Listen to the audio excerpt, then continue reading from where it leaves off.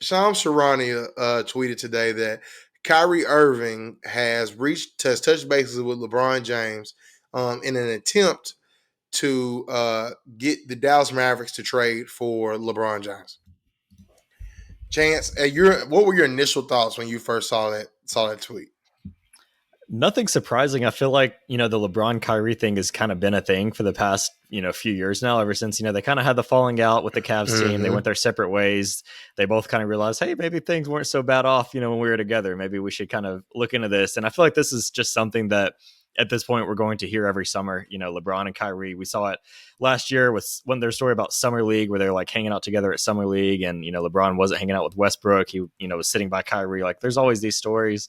At the end of the day, like, I feel like this is just kind of like off-season speculation. I haven't looked into the full, like, I know the Mavs have a lot of cap flexibility depending on the Kyrie thing, but I feel like it'd be really hard to build a team, especially with the new CBA, unless LeBron wants to take a massive pay cut. So I think that's the whole situation, but It's I don't buy it too much at this point.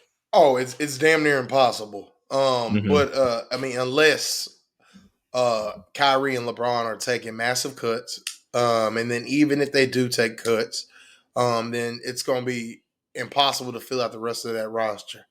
Yeah. Because I mean, I know they're not going to come to Dallas and play on minimums or play on Right. $5 million a year. And if I'm either one of them, they shouldn't. I mean, you know what I mean? No, Like definitely not. That's not what their talent is worth, right? So I don't see that that it's possible for that matchup to happen unless all forces move from that standpoint. I really think when I first saw this tweet, Chance, I was like, oh God, this is all this is LeBron and Kyrie trying to push the Lakers front office. I think that's I think so truly too. what it is, because the Lakers front office has said, look, we're re-signing all of our guys. And in that event, they could not go out and get Kyrie. The Lakers would have to offload pretty much most of their roster that got them to the Western Conference Finals if they were to go out and make a move for Kyrie. And so then they would be in a situation where they would have to be back in just in a three-man in a big three situation again, where you got Kyrie, LeBron James, and Anthony Davis. A big three with completely unreliable as far as like guys that are going to show up and play 82 games. Like, how many total games do you get out of those three? So you I don't think you don't know. You got LeBron, who is almost 40 years old. Well, he'll be what, 38, 39 at that time. 39 going into next season, I think. Then you got AD, who is one of the most injury prone players in the league. Kyrie has had his own share of injuries, and And he's Kyrie. and he's Kyrie. You know what I mean? I don't really think you have to add much more. I think that kind of explains it. The wind might blow wrong, and he might decide not to play the next day. He's going to protest for a month. That would make no sense for the Lakers, in my opinion, when they could look at keeping Austin Reeves and build around him and Vanderbilt, and then even bringing back D'Lo on a lesser deal, like and re-signing Rui Hachimura, and building for what life will look like post LeBron. Because the reality of the situation is, Chance, LeBron's only got 1 or 2 more years of probably this level-ish of basketball, and then at some point he's going to take a sharp decline at this age, just because I know he has defied all odds, and I am a King James believer, but Father Time has proven to be undefeated, and so at some point, when does it hit? We don't know. And that's what makes it even crazier for if the Dallas Mavericks were going to make this trade. Like I was hearing some like Lakers people saying like Dallas doesn't have anything that they would want and all this stuff, which I get that, but honestly, some of the trade packages I saw that the Mavs would have to give up to go get LeBron was I was like, man, this would actually put the Lakers in a better position for the now and post LeBron era, because they were talking about trading LeBron for Tim Hardaway Jr., Maxi Kleber, uh, 2 first-round picks, including the number 10 pick this year, Josh Green, and Jaden Hardy.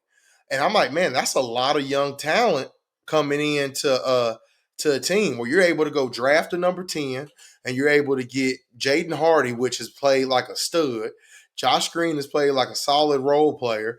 I'm like, man, like this would be almost the opposite of what they did for Anthony Davis, where they Mhm. traded up all their young assets for a superstar.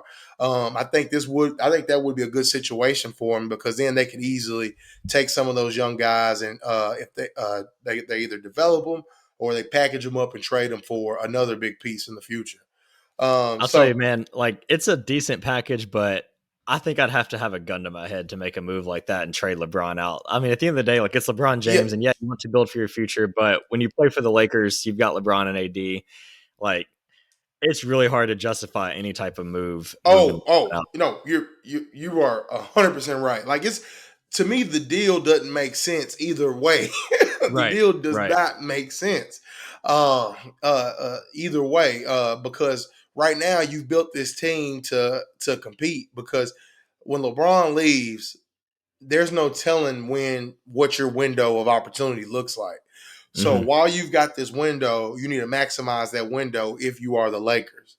Hmm. Um, but now, also on the Maverick side of things, it doesn't make sense of mortgaging your whole future away for a 40-year-old basketball player. I don't care Right, who he is. It just right. makes zero sense to do that, because then you'll be in a situation with this new CBA that's tight as ever, and you're not going to be able to sign anybody but minimum guys. You're not going to be able to sign anybody in the buyout market. You won't be able to.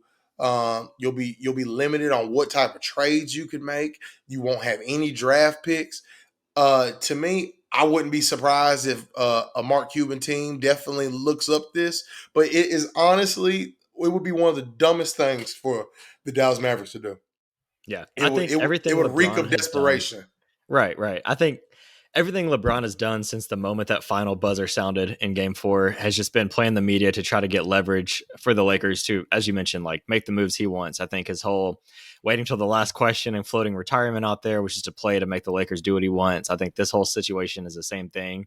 And I don't know what he wants. I think when you look back, I think LeBron is, by most people's accounts, a top 2 player of all time. Depending on who you talk to, I think there's a very reasonable chance, he is the best player of all time, but he's not the best GM of all time. And he's made a lot of No. questionable moves, and he's been put in a position to make a lot of moves from the front office standpoint. And a lot of those have not played out. And so if I'm the Lakers, I'm like, look, LeBron, like, do your thing, have your off season, like trust us. Like I turned this hot pile of garbage that we had into a Western Conference Finals team. Like just trust me to make the right moves, and you don't have to go into your media and start up a new, hooray every single time you feel like you want to put some pressure on us. Like let them do their thing.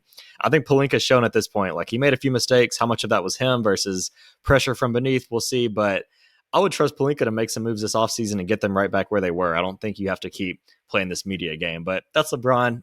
As much as we love him, that's what he's going to do. And I'm sure it's not the Man, last of it. man, he's gonna do it. But if you look at his history, chance as a Le GM, it has not been great. Every team he has been a part of and made these decisions, they have all gone to shit. Yep. That's that. Anyways, we can move on, but definitely want to chop it up about that. Yep. In other news, Chance, is a dynasty finally falling?